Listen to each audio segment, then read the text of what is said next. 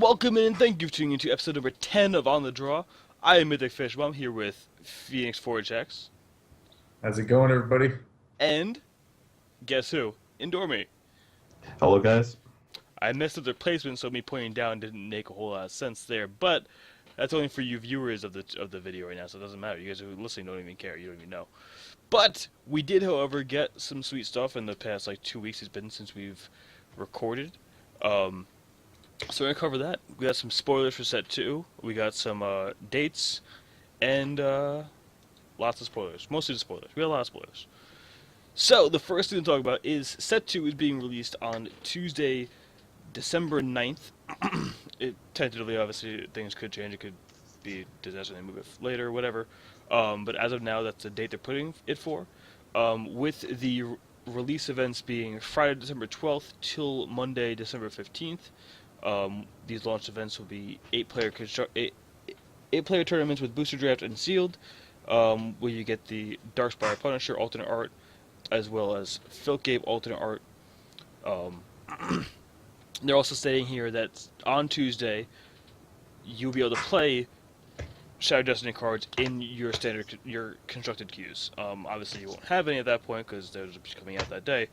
But if you were to get one, you can go ahead and throw it in a constructed deck and play that day and be next leveling people with your sweet Set 2 card you got. So that's sweet. One-ofs all day. One-ofs all day. Just for that day. Just for that day. Throw people off. They also spoiled the collector's alternate art cards with Genesis Pool Naiad, which is a beautiful, beautiful mermaid, if I've ever seen one myself. And Guardian Angel. What do you guys think of the art for these cards? I really like the Genesis Pool Naiad, the alternate one. I'm not so hot on the Guardian Angel one. To be honest, is it copyright infringement if I say Ariel on the podcast? Probably. It looks like Little Mermaid, but whatever. That's old school right there. The Guardian Angel looks fine to me. I mean, it's nothing crazy, but I don't know. I mean, if they're going for a simplistic kind of angelic kind of picture, I mean, it's fine. It's nothing special. I mean, what it looks to me is you can check the normal arts on the if you mouse over through the names in the article. But yeah, I think that the regular art on the Guardian Angel is better, to be honest. I think that the regular art is more I don't want to say low res, but it looks like that way because it seems to be way less computer generated, which may be completely wrong. But it looks like it's more being worked with watercolors, and the Genesis Pool Naiad looks much more crisp. At least the face and the focus of the image looks way more crisp and sharp. But the Guardian Angel, I'm not so hot on it because I think it could have been a little bit more sharp. The details on the armor, especially on the legs, I don't know, they are a little bit bland and they mix with each other a little bit when you look to it. Not like they are blurry, but they mix a little bit on my eyes. Same with the feathers on the wing. So I think it could have been just the same art, but with a little bit more of detail, would have been really, really awesome. But just right now, I think it lacks a little bit of detail. It's also a little bit bland on the colors. Just hating all over it. Got some in-depth art analysis there. So what do you think of the actual cards themselves, though? Genesis Pool Naiad is a 2-cost, 1 wild threshold for a 1/1 Troop Fae. You can play an additional resource on each of your turns. So you could basically just play Chlorophylla every turn, essentially. And Guardian Angel is a 6-cost double diamond threshold with a 4/5 flight, Avatar of Salvation. When you draw a card, reveal it and gain health equal to that card revealed. Oh, the revealed card's cost. Sorry, it was blowing my mind for a second there. Okay, I want to say converted cost. So what do you think of the cards themselves? I think Genesis Pool Naiad is okay. It's fine, but it's not that amazing. I mean, it gives you an additional way to ramp, but it also doesn't give any way of card advantage or anything like that. So it's only good on the first couple of turns of the game, as you are probably not going to have resources in your hand or more than one resource in your hand that can play starting you draw it like on turn 4 or 5, unless you are super flooded. It doesn't help you with flooded either because you are not drawing any extra cards. It's just the cards you have in hand. So you draw it. If you can drop it on the first turns, it can be really good. But aside of that, it's pretty bad top deck. But we can say it's the same thing of most Mana Darks, so I think it's fine. It's nothing crazy, but it's fine. Yeah, I agree. I mean, I think it's a standard Mana Dork kind of card. It has some synergies with charge powers and things of that nature, Yeah. but I don't think it's super pushed that way. I think it's just meant to be another ramp kind of card going on. It's going to be fine in draft because you don't really having 4 shards in your opener with one of these isn't bad in draft because the game's going to be slower and you're going to have time to draw into more threats. So I think it's fine. But once again, not an all-star, but every card can't be an all-star. I mean, the thing is, one integrator is going to be great. I mean, if you can get not 2 activations, but if you can play 2 extra resources, you're going to pull super ahead from your opponent. But it's also really nice that it ramps resources too. Not resources, charges. But again, you need to have the resources on hand. You cannot keep hands with few resources because you have this. Like a normal Mana Dork, because you don't get any additional resources. So it's fine. It can do some really explosive stuff, but it also can be a little bit lackluster. Also, if you get like two copies of this on your opening hand, it's not great. The good thing about it is if you resolve it, you get the extra resource for sure, and you keep priority when you play the resources, similar to Wildroot Dancer, which is a great synergy with this card. But again, you are going to run out of resources sooner or later, and when that happens, it's not going to be great. But I can see really explosive stars going like turn 1 whatever, for example, Frontier Roy, for example, whatever. Turn 2 this guy, turn 3 Wildroot Dancer, and you just get +4/+4 every turn, and you can also activate the charge power and so forth. So that could be really, really good. But again, if you draw it later, it's not going to be great. I mean, you saw this card in the deck like 2-pack, for example, where they draw a bunch of cards. A lot of times they get flooded with like having 12 resources in play at all times. It actually it's still fine later on in the game, like when you're going to be using it to just gain life from your Pact of Lives, which is probably not going to be played anymore when we show another card later on, but that's neither here nor there. But being able to use those resources that you get extra of in your hand to get out of them, it doesn't seem awful to me. Obviously, it's not great late in the game, as most ramp spells are. Like Howling Braves are awful late in the game as well.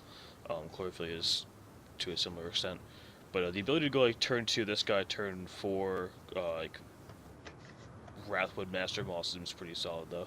I mean turn 3 Wrathwood Master Moss is pretty nice because it also gives you a body too, which is nice. It's not your typical Chlorophylla, but again, the lack of actually getting you an extra card or thinning your deck of Chlorophylla is very relevant.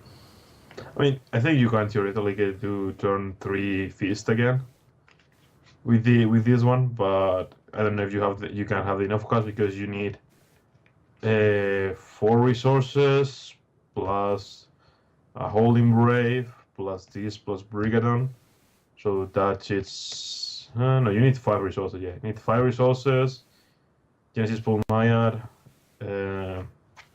Holding Brave, or another ramp spell, and Briggadon. So I think that's 8. So yeah. Maybe I'm doing the math wrong because it's a little bit late. But yeah, Mythic did point out that this card has good synergies. Because there's also, I think there hasn't been a lot of video spoiled, but I think there's a little bit of shoot theme with some humans and so forth that when you gain a charge, they trigger. So this can be very, very powerful with those synergies. But the thing is, I don't remember. I think one of them just made you tap something, which can be really good. So again, if that theme is all over set 2, this just becomes much more powerful because of the synergies. In a vacuum, just as a ramp spell, it's a little bit lackluster. But now that I'm thinking about it, with all the synergies, it can be quite powerful just because of that. But again, the downside is that if you're not drawing extra cards or any way of getting extra resources on your hand, you're going to run out of them sooner or later, and you are not going to be able to trigger it. And you don't really want a 1/1 for 2. Yeah, I mean, one of the things I was thinking about there, is that bot that gets +2/+2 whenever you gain a charge. Like Yeah, that, that's what like getting +4 every turn off this guy is pretty sweet. But you get you're gonna run out of resource like you were saying, so it does have that downside to it as well. But again, it could be much better than we're giving it credit for. Like better than your just average chlorophilia, which kind of seems like off the top. Obviously, if you have the more resource hands, it's gonna be basically better than chlorophilia then. But in most cases, it's gonna be chlorophilia. It'll probably get killed shortly after that. But still a very sweet card. I like the design of it. I'm always a fan of wild mana dorks, so I accept that.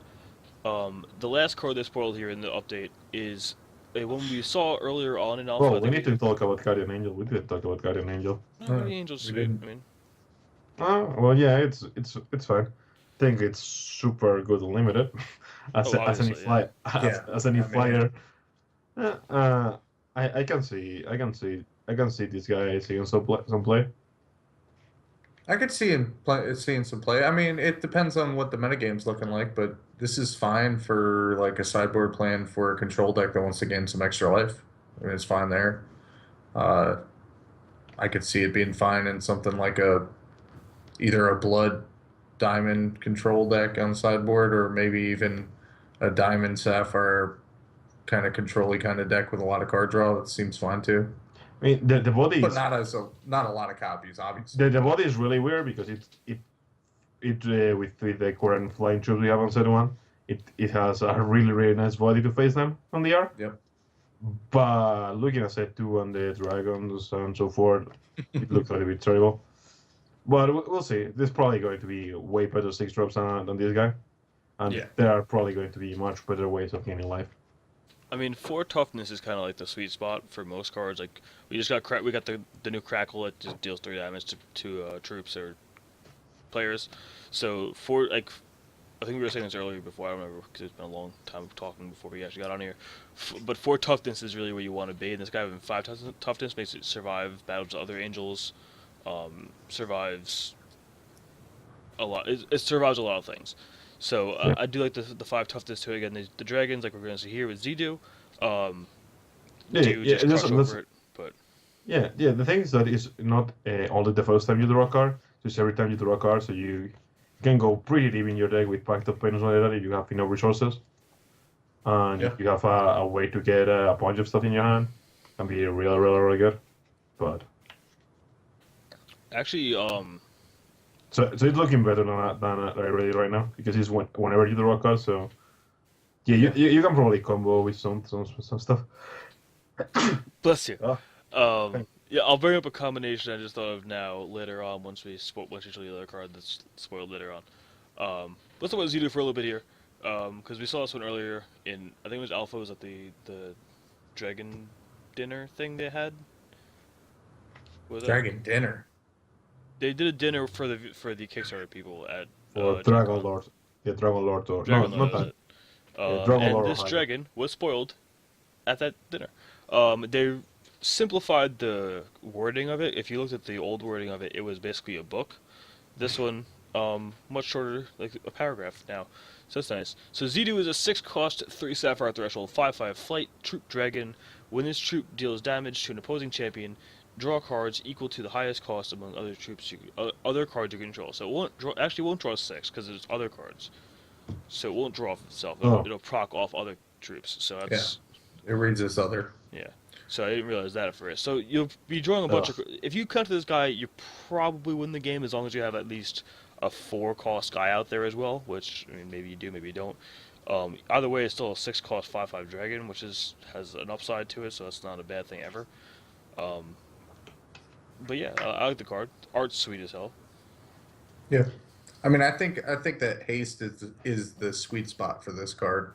If you can put it into play and make it have a haste with Alex or whatever, something like that, and maybe there's other effects that are going to come in set 2 that give haste as well. I think that's where you're golden, because generally this is going to be a lightning rod. It's just going to get removed as soon as it hits the board if they can remove it. then obviously if you untap with it and get to attack, you're way far ahead, so it probably doesn't even matter. But if you have haste with it, you can wait until they tap out, cast it, get your 5 damage, and draw your cards, and you're at least drawing 3 then. If you have Alex in play. So it's a good card. The other dragons might be a little higher power, maybe. Yeah, A couple of them. yeah, we'll see. I mean, the thing with this card is that it's on Sapphire. I didn't read the opposed the other champion, the highest cost of other cards you control. I didn't read the other because I was thinking this was a little bit stupid with Mastery of Time. Because you basically just combo off, you play this, and then you have Mastery of Time, and then you hit them again, and you probably hit another Mastery of Time, and stuff like that. So you can probably just chain them out of the game. Yeah, So getting now, 12 cards deep is probably going to get you at least 2 Mastery Times. Yeah, and stuff like that, or at least a pick, and with the pick you get the Mastery of Time. So if you get with this guy to attack, you basically won the game on one suffer. Now it's Red Soldier, so you need some of the stuff. It's a little bit worse, but I don't know. I can still see it being really good on Mono Sapphire. If you get hit by this guy, you just lose the game because they just get extra turns, and you just die. The original version made copies of the cards in your hand, didn't it? Yeah, the original version I don't know what it is because as you said it was a book, but I'm pretty sure it made copies of everything in your hand, which was a really sweet idea, but it would probably just be filthy to actually have, because you could just have counter magic open every turn. Yeah. Well, what I say, I think this is you have anything on the board you can in Mono Sapphire you can probably do some really nasty stuff with it. But yeah, it's a little bit worse than other dragons because it's not great by its own. If you have an empty board, it's not fantastic. I mean, you can always top deck something good and play before you attack, but it goes with all their permanents, and Mono Sapphire does play permanents, but it also plays a lot of tricks, so it doesn't work that well with tricks. Well, Mastery of Time is fantastic with it, of course, but what I'm saying is that they don't let you draw cards, but so we may need to go deep into WoW so we can play with the charge power of WoW to draw 9 cards with the Squirrel. I think saying it's not very good with an empty board state is unfair. I mean, it's still a 6-cost 5/5 flyer. Like, it's still. I mean, an empty board on your side of the table. Yeah, it's the not going to upside part of it. Yeah, I don't see that this is going to stabilize you as the other dragons that we're probably going to talk about, Zakir and stuff like that. Yeah. But if you untap with it, even if it's the only card you have in play, you're on a really good spot to win the game. This one needs something to trigger the draw cards. So. I mean, it's definitely no Judgment Dragon, that's for sure. Well, that's the white one. Yeah, Judgment Dragon needs to be a thing. That's all I'm saying. We need Judgment Dragon right now. Well, I'm also fine. Semi-Judgment Dragon, we're going to talk about. Has a judgment effect. That's true. This is fair. It also saved the Armageddon Dragon, but Save the Armageddon is not it's Armageddon, so. Void Dragon. Right. Void Dragon. We could just say that. So on top of those spoilers, we also got a few in last week's, well, I guess probably 2 weeks ago by the time this comes up. Video series and articles and. Yeah, we got a lot of them. We got a lot of, but I was talking about the ones that we got given out through the official channel streamers. This one, the first one we got here, Oberon's Eulogy, is one we saw it in Gen Con, officially spoiled by Havoc. It became a legendary now. And I don't know if we went too in depth on it, so I want to talk about it a little bit here because it's a really sweet card. 5-cost, double wild threshold for a constant. When a troop enters play under your control, it gains +1/+1 for each troop in your graveyard. Obviously, we all know Indormi and I love to have things in our graveyard, love to play around with things in our graveyard, so I like this card quite a bit. I would like it to be 4 as opposed to 5, but I can see why it can't be 4. It's a very powerful effect. The art's sweet. Well, that's the I thing. see it.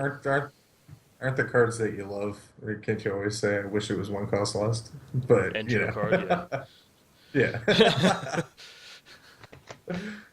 Yeah. Oh, that's funny. I love it. I think it's close to unplayable.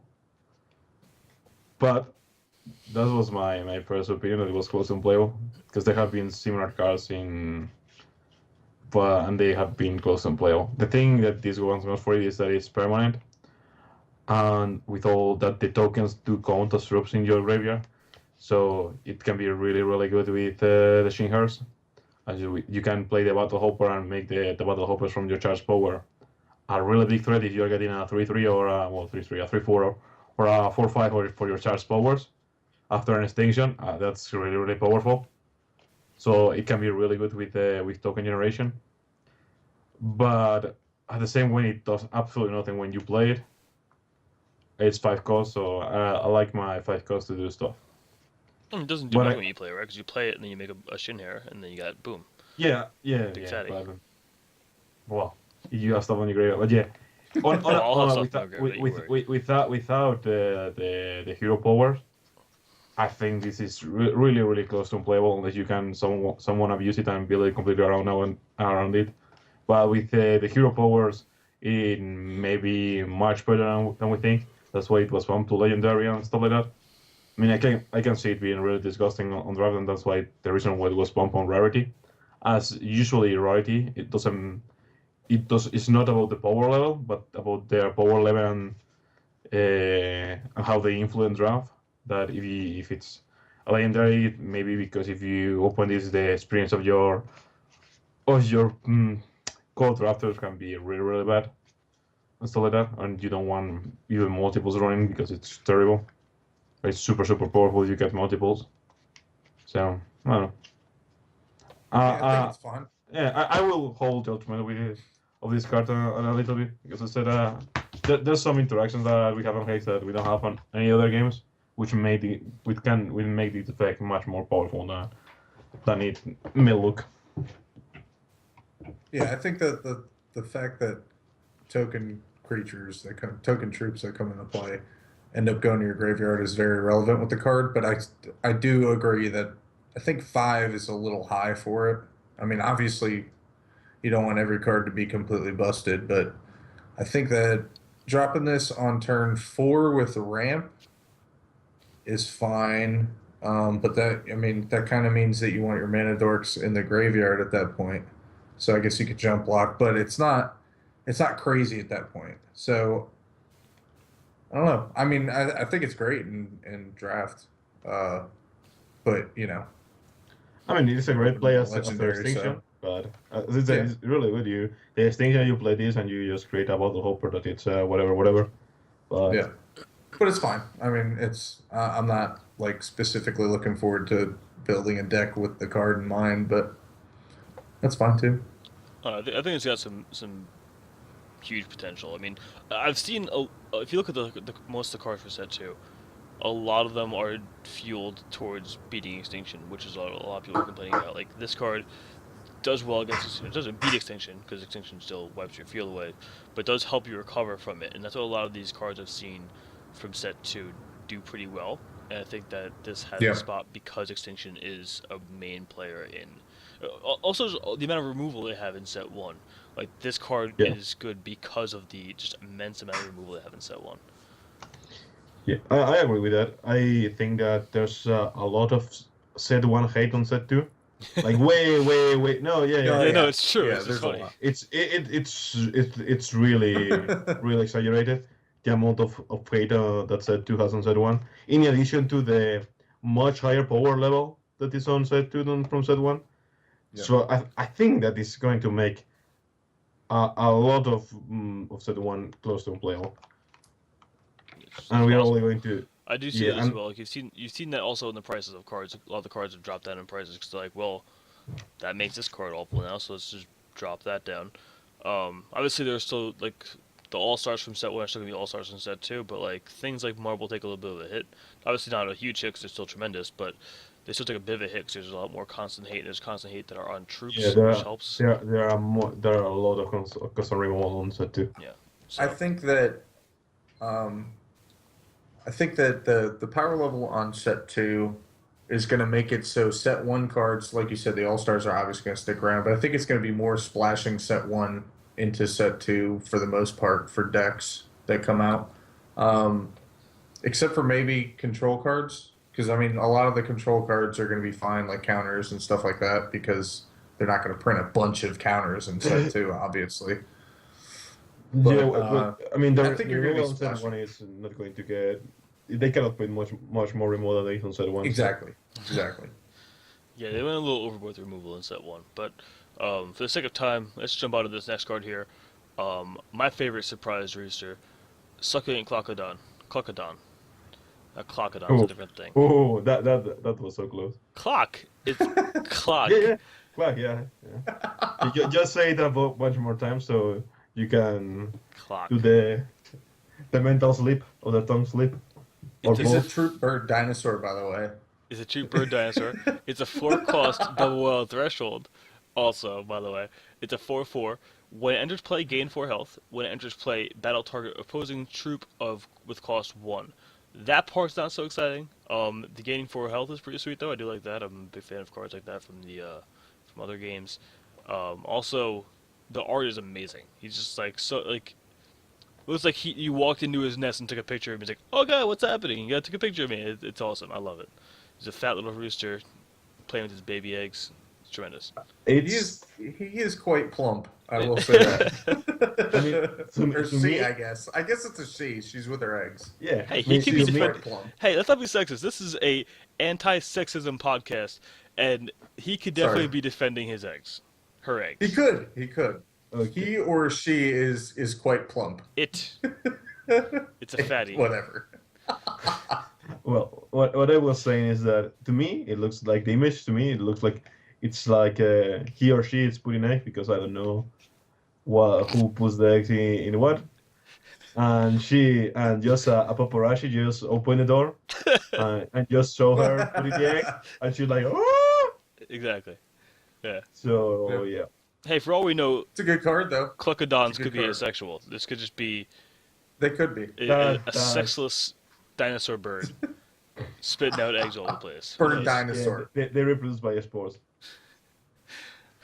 But yeah, But I mean, it's a good card. It's a 4-drop. It's a 4/4. Gains you 4 life. Solid all the way around. The bonus of killing or fighting a 1-drop doesn't really come into play. I mean, Worker Cyber All bots, Star.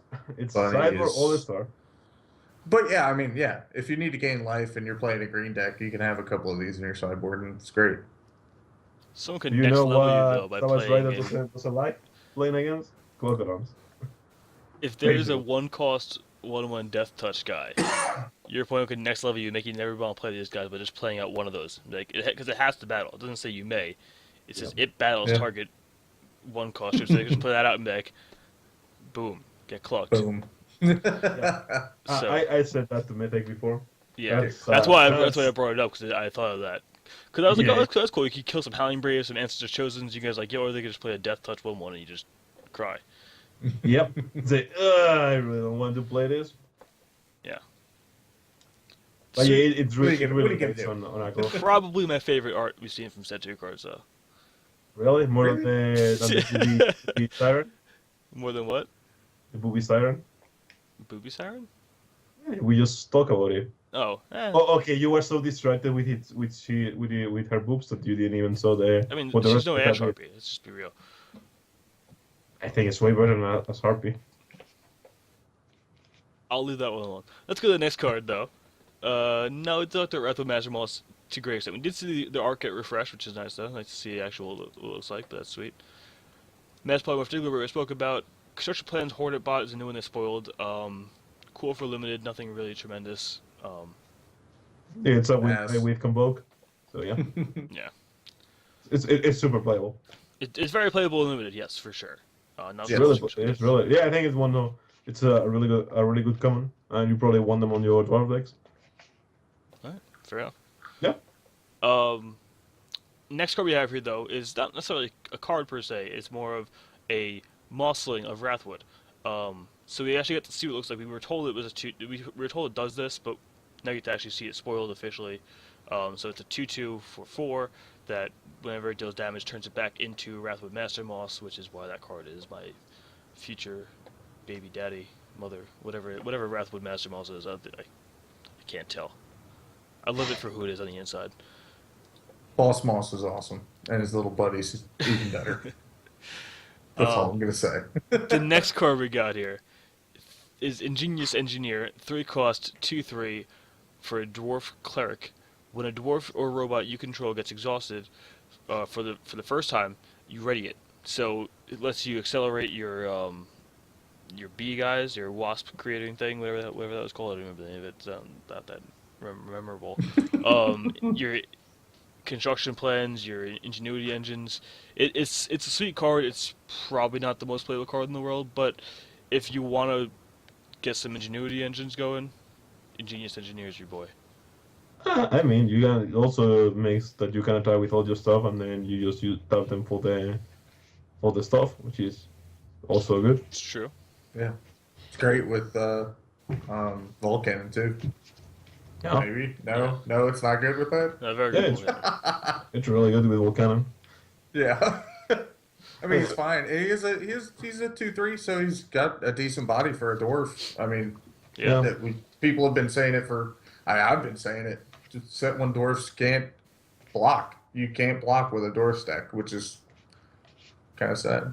Yeah, you they're get a also- bunch of guys that you really cannot sacrifice. It's really weird, yeah. They have to stay I on mean, board. usually doesn't matter. And that's the problem. Yeah, one of the But yeah, I mean, yeah, whatever. But I think you drop this with a Vulcan out, you're doing some damage. Like you're doing some serious damage right off the bat. Yeah, one of the things that is a little bit weird, but is completely understandable because of the potential of just breaking stuff, is that it's only on your turn. They start on your turn, and it's not the first time on every turn. Because when I read it, I thought it was like that, and it was like, wow, you can do some really crazy stuff with it, but yeah, I think there are a bunch of combos with this guy. You probably can go close to infinite with it. Something I just don't have the mind and the research put into it to break it, but I think it's a very breakable card. I mean, it's definitely something that could, in the future sets maybe, because I don't really see much right now, Yeah. aside from Vulcan's interaction, that would be probably an instant win with that card out. In a lot of situations, Vulcan would just win the game with that. But in the future, if they have something like, exhaust X troops, draw X cards, you just play a bunch of... Yeah, I mean, I would say it's not going to exist, that's a busted card, I'm just saying off the top of my head, like a card that would be... I mean, the thing is, I mean, this is a weird synergy, but there with Replicator's Gambit and Mimic, you can make the robot copies, for example. There's a guy that was spoiled, I think, yesterday. I think probably are going to talk in, or today, I think. The one that untaps all your resources. Yeah, but that one's coming up later. Yeah, if you mimic some well attack, you just get to use it twice. So it becomes really powerful and stuff like that. At that That's it. point, though, you should just be mimicking like either mimicking or gambiting something that's going to win you the turn when you get it back. I mean, no, but the thing is, if you mimic that guy, it makes close to infinite mana for very little resources. Like, Yeah. Because I think that guy costs 3. Well, we'll get to that We'll guy. talk to about we could go into that later. Let's just go into the next card. We can. Yeah, but Go into what how I'm to saying break is it down that a little later. what I'm saying is that there are cause and effect that if you make them robots, that they are not actually robots, but if you have the setup to make them robots, because they may be, I don't know, a dwarf guy that when it enters play makes a troop a robot or something like that, because it mechanizes them. So there could be some synergies that they are not apparent because they are not robots, but that can really go with this guy and mimic and stuff like that. For sure. Alright, well, on to the next card. Savage Lord is a 4-cost double wild threshold for a 3/5 troop Crowbag? Oh, Crowbag, that makes sense. At the start of your turn, if the top card of your deck is a dinosaur, put it into play. Dinosaur troops you control have speed. And he's riding what looks to be a Pack Raptor. I'd assume it's a Pack Raptor at least. No, it's not a Flag Raptor. Yeah, Flag it's Raptors are not ugly. There are 2 of them, and they're in a pack because there's 2 of them. They're Raptors. I think Pack he actually is riding a Pack Raptor, to be honest. I think that's the whole point of the card, but that's just me. Well, But how badass do you have to be to tame a raptor to let you sit on its back? Have Like you that's seen the new kind of Jurassic Park? badass. I think they are like I've totally done it before though. It's not a big deal. I mean, we were talking about the dinosaurs that are in set, that are coming into set 2 with Regosaurus and Clocodon. So he's got some pretty sweet targets there, as well as potentially hitting some Pack Raptors. Is not awful. I mean, they're pretty bad by themselves, but if you chain together a few pack raptors, it could be really filthy with speed and Swift Strike and all that. And playing it for free is also not a bad thing either. So I like this card. It may take a few more actual playable dinosaurs to get it to work, but I mean, it does give you free troops, which is never a bad thing. You just need to have a good mass of dinosaurs in your deck to actually fully take advantage of them. But I do like the idea of the card, and again, riding a raptor is pretty sweet. So, props. Yeah, I think this guy it's top number one for a deck that just kills you super fast out of nowhere with the Raptors. I mean, I think the effect is really powerful. I don't like it. I think it's really powerful, but I still don't like it because playing stuff from the top of your deck, it's super powerful, but you don't know what's on the top of your deck, so it's kind of weird. I think he's great. I mean, I think it's going to be solid for exactly what it says, is build a dinosaur deck. I don't know how competitive it's going to be, but him with Raptors and Cluckodon and whatever other dinosaurs come out, and you can splash red and play Gorfy's dinosaurs. Could be a thing. Could be a thing. Who knows? We'll have to see. But I think it's a card that says build a special deck around me, which is always cool. I mean, I'm not gonna say it's tier 1 or anything, but it's cool to see that there's little niche decks that you can build, like tribal, kind of weird out there, but maybe it's tier 2. That'd be kind of cool.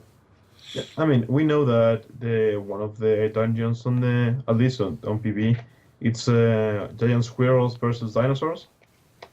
So he is probably going to be really good if you want to beat and help the dinosaurs in that arena. So yeah, that's true. All right, well, on to the next card here. This one is Light Reaper's favorite card ever made. Forgotten Monarch. It's a 5-cost single diamond threshold. Stockable major, stockable minor. For 2/2 has -1 in all zones for each different threshold you have. So basically, if you have all 5 thresholds, he's free. Also, can be a 2-cost and a 3 threshold deck too. He's a very, very powerful card. The ability to now change sockets, which we found out we had, also makes this card tremendously powerful. Even again in a dual shard deck, this guy is even very playable. He's really, really good. You see 5 and you get a little bit turned off by it, but it's never 5. It's at least 4. Yeah, it's at least 4. So well, and it's probably always going to be 3. Yeah, it'll always be 3. Occasionally be free. And if the threshold fixing is as good as it potentially could be with the dual shards, it could even be 2 very often, and have the ability to have very, very high amounts of versatility with the dual thresholds. So I'm really excited about this guy. The art's pretty sweet too. I don't know what he's doing over his head there. I'm assuming he's doing sort of rain dance. My best guess. I think that's a Light Reaper, the necrotic version, and he's just like, oh, so he's reaping light. I've got all the thresholds. Okay, I can see that. Yeah. Yeah, this card's really good. Socket Major, Socket Minor, you can swap them all around. Even if you're not playing the Rainbow deck, they are probably really good and worth playing if you're on Diamond, just because they are really, really versatile. So yeah, he's a toolbox troop. Gotta love that. yeah, You can, he's jack of all trades. He's not going to be the number 1 card in your deck, but he can do what you want him to do. So post board, you can make him first strike. You can give him flash. You can there's so many different combinations that you can do with him that I don't see. If you're playing diamond splash something other color or even 2 colors, why wouldn't you be playing at least a couple of these in your sideboard? I mean the thing is that you cannot play any gem on Indies. You still need the thresholds to play them. So it's more powerful as more colors you play in your deck, as you have more options. But we also don't know if we are getting new gems on set 2, which will be really, really relevant with all these kind of troops. Yeah, for sure. But I still think that Socket Minor Major for super cheap. I mean, the bot is not great, but you can do some really good stuff with it. I mean, if you're playing Ruby Diamond Wild, you could just make each a 3/3 for 3. You can give the +1/+1 with the spell with the minor gem. Give him the direct damage. He deals 3 damage. It's a 3/3 for 3. That's awesome. Like that's a solid card. Yeah, but then you're playing solid. 3 color. Yeah, but Yeah. I mean, I plan on going 3 shards all the time. That's just my plan in life. But we can talk about this At card least today. 2 It's really colors powerful. and splashing another color, right? Why? I mean, why not? Yeah. If the mana supports it. yeah, I mean, I can see it. I mean, with you can put it him on a speed and any of the deal damage gems on. For example, if you put Insanity with a speed on this guy, and you can pump it on turn 3 when they are tapped out and they don't have a blocker, you just completely wreck them. For Yeah. example. Just a surprise, discard your hand, draw 3 cards. It's pretty solid. Yeah. Alright, so let's go into this next card, which, honestly, I know I've said this a few times already, just today. This is probably taking the place of my favorite card in set 2. I think it's actually surpassed Wrathwood Mossling for me. I won't lie to you about it. Bellow of Briggadon is a 4-cost, double wild threshold. It's a constant. It's not a troop. I thought it was a troop. Ah, no! My life and dreams are ruined. I still like the card though. I won't lie about it. Take it. I think His everything head just just said exploded. when you use a charge power, create a dangerous beast and put it Wow. into play. It gets +1/+1 for each charge spent. It's a really solid like token troop generation. I thought it was a 4-cost 4/4. I don't know why I thought that. I was so excited For about it. shame. I was so excited about it. Still think it's tremendous. Like, I mean, we were talking about before, you play Gazaga with it, you make a 2/2 every 2 turns. It's pretty solid. Or if you play Zombies. Shrine of Prosperity, Well- I mean, that's a 2 you make a 2/2 every turn. So that's pretty solid. The ability to the Blade Copter Bunny gets to buff all your dudes as well as make a 5/5. He makes it 6/6 just by making your charge power. So that's really solid as well. Assuming you can stack it correctly, it should be able to stack correctly, but we'll see. I love this card. I like token creation guys, and I like big fatties occasionally, so I'm a fan of it. What do you guys think? That didn't sound right. Hey man, I stand by I it. think he's great. I think the constant is great because it's not a he. it has a troop on it. It looks like it should be. But the troop. name of the I know. card is the troop. It's the yelling of the troop. Yeah, It's I the know. Bellow of Briggadon. I think he's solid. Like we talked about before, I think he's fine with Gozog in a Diamond Wild deck. Or I mean, a Blood Wild deck. Creating Bears is perfectly fine with me, and there's plenty of ways to pump troops and everything. So there's a home for him. I don't know what it is yet, but there's definitely a deck for him. Again, I'm not super excited. Stuff that doesn't impact the board when you play it. I mean, still, you need to hold the charges to do this, which can be powerful. I mean, you just play this and then you just get you just use your hero power, and as they cannot interact with it, so you can always get a troop out of it. But this is really only good on really grinding matchups when you're going to use your hero power over and over. And although, I mean, we don't know all the champs, but I mean, getting a 3/3 for 3 every time you use the hero power it's pretty nice. Won't deny that. But it's a little bit of meh if you cannot get to that charge power enough, and you probably want any other cards in your deck. But again, as we can said, we don't have the full set spoiler, and I don't have them like all the other spoilers around. But there seems to be a sub thing with charge generation and charge power charges generation, whatever. There we go. It's and things Close like that. enough. And stuff like that. So it may be really good on that with that synergies. We'll have to see. I think it's not great, but all the cards that seem to be there to support it may make it really good. I mean, I think I'm going to say that I think it's fine, and it can be really good with the right support if it is there, which it seems to potentially be there. Also, super good unlimited, by the way. I'm gonna go ahead and say Magical this. Hexmas land. I take infinite back combo. saying it's my favorite card. Infinite combo. So if you have one of these in play, and you have Monkishin, And you have necessary. No, it doesn't work. Never mind. Yeah. That That's card not how being quick a thought can just leave. Yeah. You, But he's fine. I mean, it's it's a flavor card more than anything, I think. I mean, you need something like But there's gonna be a spot for him. you can make infinite combo. There's a way that you can select the true for like 6 mana, then you tap the 3 thingies to make that give you the charge the call engine, and then the charge power is to untap the artifact or something like that. Then you can go infinite, but that's out of ifs, out of cards. Still pretty bad, but whatever. Well, our next card is a card you actually can go infinite with, potentially. Sight of the Sun. 3 cost, 1 wild threshold for 1/2, Coyote Cleric. Exhaust it, replenish your resource points, gain 1 health for each resource gained this way. So, I forgot the combo I was gonna bring up before because I am dumb. But there's another one though, so that's good. We got that. There's a really easy one. Mimic and Voltaiki. What is it called? Not Voltaiki. Dwarven Turbine. Yeah, Dwarven Turbine. You just gain infinite life. No, because you can't ready the Dwarven Turbine. Almost. You got me. Thought of that too. But you can, however, use this card with Pact of Pain and True Manipulation, and you draw your entire deck. For free. Yeah. On turn 4. Probably 5, more reasonably. You can go Howling Brave, turn 1, turn 2 this guy, turn 3, Pact of Pain, turn 4, draw your entire deck. How do you untap this guy though? I forgot the True Manipulation part. There you go. Oh, okay.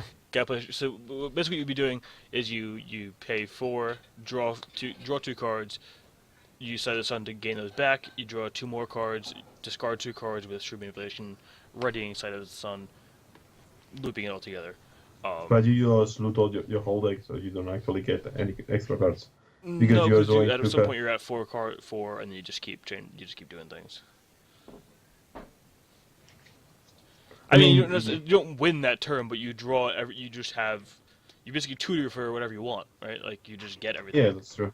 So like, if you don't win after drawing anything you want from your deck, I don't know when you are gonna win then, right? But yeah, that's true. But the one thing that does change this card from being disgustingly overpowered to being just a very good card is that you can't float resources in Hex. You can't just say I'm gonna, use all these 4. Then ready them again with Sight of the Sun, then use all 4 of them again to ramp out to an 8 cost on turn 4. Doesn't change that I still have this card. I think it's really powerful, but it does change the perception of the card from being just completely busted to being just an awesome card. Yeah, the one health for each resource gained this way. I think that this should be. I think we are overlooking something. I think it should be super easy to get infinite life with this guy, because it basically makes infinite mana. And he himself makes you gain infinite life, so you only need something that untaps him. Yeah, I mean, there's got the True Manipulations. I think off the top of my head that lets you. The thing is that there's maybe not now, but it should be super easy to combo with this guy. Well, with the Dwarven guy, if you mimic him, he can then the first thing he's ready, he gets to unready again for free. So there's that, but yeah. When I open does it, but that's not really that great. I can't remember what I was trying to think of before either. That's kind of bad. Let's see. Yeah, I mean, there's probably made it so you cannot. And there's probably some combo, but not super good combo with it. Yeah, because to be completely busted. But yeah, I think there's probably, then we are just overlooking it. But yeah, it's probably going to be really, really, really good.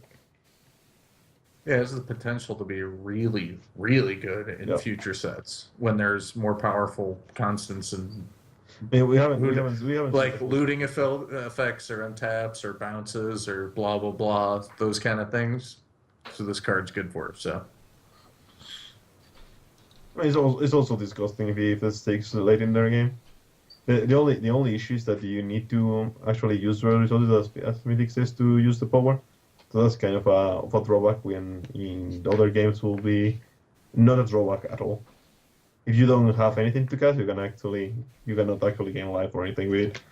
so it looks so much. So it looks so much better on it than what it actually does. But I think it's super exploitable. But I think this card has a great design because of what I said in other episodes. A card that reads like super good when it actually is just good, like not overpowered or anything. It's a sign of a really sweet design. I mean, I think it's fairly well balanced. I mean, it's still a very good effect. So saying it's Yeah, but if you perfectly think balanced about is- it, it has a lot of restrictions yeah, that you don't think at it at the same time because you are accustomed to the other games. So yeah. I love the card. I think it's really good. I plan on trying to break it as soon as possible. yeah. I know Mantic's probably doing that at CZ now, so it's safe to say I'll find a way to destroy this card. But I like it. I like it a lot. Yeah. So, next card we have here is the art for Dangerous Beast. Sweet looking. Nothing else to say really about it. I'm gonna jump ahead to Zakir here. Zakir is the Ruby Dragon, a 6-cost triple threshold, triple Ruby threshold for a Troop Dragon 5/5 flight. At start of your turn, create a random Power of Zakir card and put it into your hand. So the Power of Zakir cards are Glimpse of Insanity, which is pay 4, void each non-dragon card, which is the Judgment card that Pheonix was talking about before. There's Flame Breath, which is deal 1 damage target champion or troop for each Ruby threshold you have, which is pretty filthy. For 0. For 0, Quick yes. action. Quick action. 0. And the Glimpse of Insight is also quick action, just for Rubins. Yes, Yeah, that's true. which is ridiculous. Eye of Zakir is a 2-cost 1 Ruby threshold quick action. Draw 3 cards, deal 3 damage to target champion or troop. Fire Servant is a 1-cost 4/1 with speed, Swift Strike. When this leaves play, deal 4 damage to target champion. Or And troop. Destructive Delirium is destroy each opposing artifact. Each opposing champion loses 4 resources for 3-cost basic action. So as if a 6-cost 5/5 flight wasn't good enough, they have to make it so it's just absolutely busted with all the cards they give you to your hand. Obviously, this card is a giant lightning rod and will probably get murdered or extinctioned as soon as humanly possible. If not, the game's end up dying next turn. Yeah, no, almost certainly. If this card's on the field for more than a turn, you're probably just dead. Yeah, you end up with this. How- Just die. How hard is it to get 3 ruby threshold and 5 diamond threshold by turn 6 or turn 7? So you can play this dude and then cast the invincible 1-drop and diamond on him. Well, I just play a Stone Skin at that point. No, I know. Well, you could play Lixels, He's awesome, and you though. could play Adaptable Infusion Devices and Shards of Fate, and That's horrible. I mean, just saying, you want. I'm telling you how to do My idea was horrible too, though. So. it. But yeah, He's this great though. card's- He's a dragon. Yeah, this card's awesome. It's like when you go trick or treating, right? And you reach your hand in a bit when you're a kid. You reach your hand in a bucket and you grab out the wrong candy. Like you hate it. This dragon is like the candy bag that has nothing but T-bone steaks in it. Like all of them are good. All of them are good. Where are you going truth's trick or good. treating? You're going T-bone The full- steaks in trick when you go trick or treating. Well, I'm saying if I was trick or treating now, I wouldn't want candy. I want a T-bone steak. Why wouldn't you? Fair enough. Fair enough. But any one of these is great. The resource destruction is great. I mean, obviously, some are going to be better than others in certain spots. That's a given, and it's random. But all of them are good. The void's quick action. You get the troop, which is solid because of the swift strike and the added ability on it. And then the land destruction, and the other one's great too. I mean, I don't. He's awesome. But like you said, I mean, he's probably not living. Because if he does live, you're probably going to win the game. So Yeah, I think it's really good. I think the powers may have been a little bit not super balanced. I think you could probably lose them if you don't use them in like one turn or later. Because it's just disgusting. If a 5/5 was enough, it also gives you guard advantage on red. It's brutal. you think it's overkill if you get this guy, get one of the 0-drop This cards, guy by spell itself is card, overkill. and then you scheme that card. This guy, it's overkill by You itself. scheme. It doesn't matter. It doesn't matter. It's overkill by I'm Did itself. joking. you scheme from a card in your deck though? I don't remember. Is it in your deck? I think it's in your Is that deck. how it reads, or in your hand? I think it's in your deck. It's in your deck. You're probably right. So Well, then, you play the it card, was overkill anyway, so Cosmic it doesn't Totem, matter. and then scheme it. Boom. I mean, you'd There still you probably go. win the game from having a 5/5 dragon out there if they don't kill it anyway. But you know, You just don't attack with it. yeah, You just let it sit on the board and chill. for Robins. Okay, they It's- push this card a it's- lot. Yeah, it's super push. Yeah. Well, let's go into a sweet one here. After going from hard and rugged and you're dead now to go into sweet and cuddly and gift of Yazukin. It's 2-cost, double blood threshold, basic action. As additional cost to play is sacrifice 3 Shin Hair. Put target Shin Hair from your graveyard into play. It gets +3/+3, life, lethal, and life drain. I can't think of many. Thought of one. Monsoon. That'd be a good one. To bring back with this, as though it needs it really, but still, wouldn't hurt to get it back. Even if you're just bringing back things like sacrificing Battle Hoppers and bringing back Senseis of the Milky Eye, whatever his name is now, Yep. isn't bad. Getting a 4/4 life drain lethal that draws you a card too. Cards are sweet. I mean, I almost missed the Shin Hair clause in there at first, but You need to sacrifice 3 Shinkai though, which is not free. I mean, you're It's really sacrificing not 3 free. Battle It's not Hoppers free. or 1/1s or whatever to bring back a. That you need to have on the board. I think Yeah. that's not free. I mean, it's I not the don't- greatest card in the world, but it's a fine card. I don't know why it's 3. It seems like a little bit like too much. I don't know. It's 3 because of the art. I mean, it's They a drew the pretty art and they're like, powerful well, needs to be 3 effect. now. Hmm. It's a pretty powerful effect. I mean, I think 3's the right number, but it's a card that only fits in one deck. But I think it only gets So it's fine. Shinkairs, and the Shinkairs are not that powerful. I mean, we know that Monsoon is completely busted, and with probably with Library, it's super. You cannot win if you cannot kill it on that one turn, but because of the 9-point life swing, well, 18 points life swing every turn, but I don't know. Yeah, I think that reviving any other Shinkai, a 4/4 or 5/5 lethal light drain is a good troop. It's not someone to lose 4 cards for it, or 3 cards. 4 for 1 yourself. I mean, I don't know. Yeah, I mean, it's true. It's definitely you're losing 4 cards for 1, and most of the cards you're bringing back aren't the greatest. But Also, Still- you need to counter it super harsh. I mean, it depends on what you're sacrificing. In theory, you're sacrificing Battle Hoppers. I think that's the point behind it. Is you're sacrificing Yes. Battle Hoppers, so Yes, it that's- shouldn't matter what you're that's- sacrificing at that point. Yeah. But in theory and in practice, it's very different things. And a lot of times you could be sacrificing, rituals of Spring Litter and cards you kind of actually want to keep in play. So it seems sweet on the surface, could be just awful, but in theory, it's a cool card. Again, in practice, could be very different. But let's go. Yeah, to the I don't know, but this is still the 3 seems, I don't know, seems weird. I'm Just saying that. telling you, they were like, it was sacrifice a Shinhair, get back 1 from your graveyard, +1/+1. And the guy drew a picture of 3 Shinhair getting sacrificed, and like, well, I guess it's 3 now. And they gave it 3/3 because it worked well, the rule of 3s. So next card here. Flavor. It's all about the flavor. Next card is Samson, lead ballistics engineers with 4-cost double ruby threshold for a 4/3 dwarf ranger, non-combat damage dealt by dwarfs and artifacts you control are increased by 1.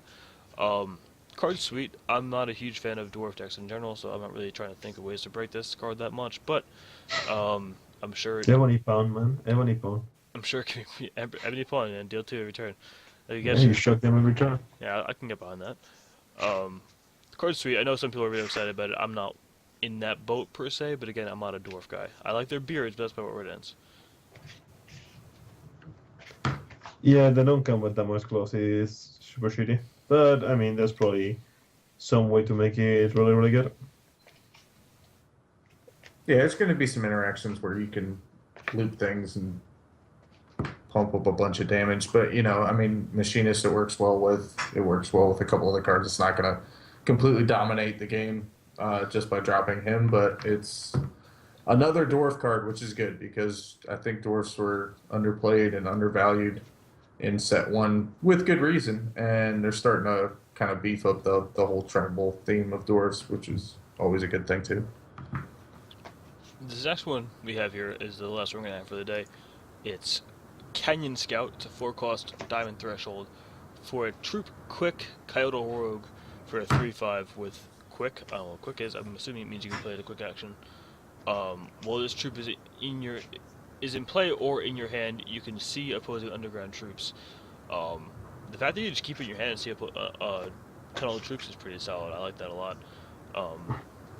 I mean, not sure how relevant it's going to be a lot of times, but still a cool effect. It's good to have ways to see the tunnel troops and all that. And if it can be played as a quick action, which was what I assume quick means, it probably would stay at something I didn't see. Not a bad body to play at quick action speed for a 3-5. Yeah. Well, you know what my opinion on this kind of design. I just like them a lot. Hidden thorns that are not hidden, and your opponent doesn't know that they are not hidden anymore. I dislike them a lot. I don't think it's. I don't like the design. It's more of an opinion. It's probably a great design or whatever, but I just dislike it a lot. I think that having a one-sided information about the accuracy of some stuff, it's. I don't know. Doesn't look good to me. I think it can cause problems specifically with newer players, because they can just not know that something like that could be happening. And it can make it so somebody can completely dominate the game, and they get fed up and they dump it back, or they stop playing. It feels really really shitty. Like, because for example, there's another guy that makes you look at the opponent hand without them knowing. So yeah, I don't love those designs. Or do they not know?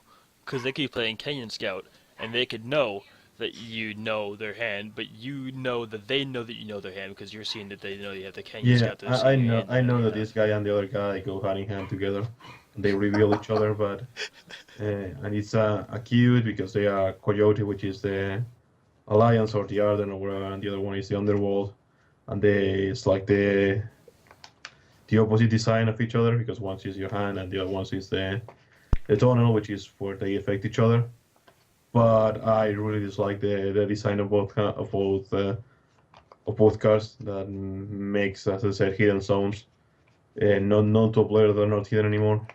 So yeah, it also means that it's. I mean, on computer less, but it also it lowers the skill of stuff mostly on paper, because you cannot bluff effectively, because you don't even know if the bluff it's worth it, because if you know your opponent knows your hand, you can induce some plays from him and you cannot outsmart him. But if he knows your hand because you have a mirror behind you and you don't know about it doesn't feel good at all. As I said, I hope that this guy and the other guy are super unplayable, because I don't want to play against them, nor play with them. So yeah. I mean, I don't. There's not many tunnel troops that are super playable aside from.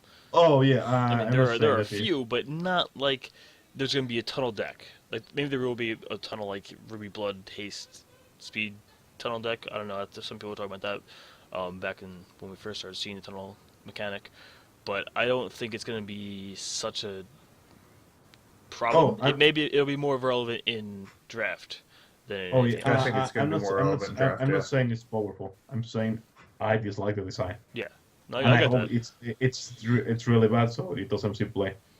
But both of them, that's what I want. That they are so bad that they don't see play. I mean, seeing the opponent's hand one is definitely going to see play. I mean, you tunnel it for 2, and you can, if you're playing the combo deck we were talking about with Archon of Nilzon, that card will definitely see play in that deck, because you just tunnel it for 2, you can know if you can go off or not. Obviously, it only takes 2 turns. You see your opponents have 2 turns, so you can know if you can go off within 2 turns.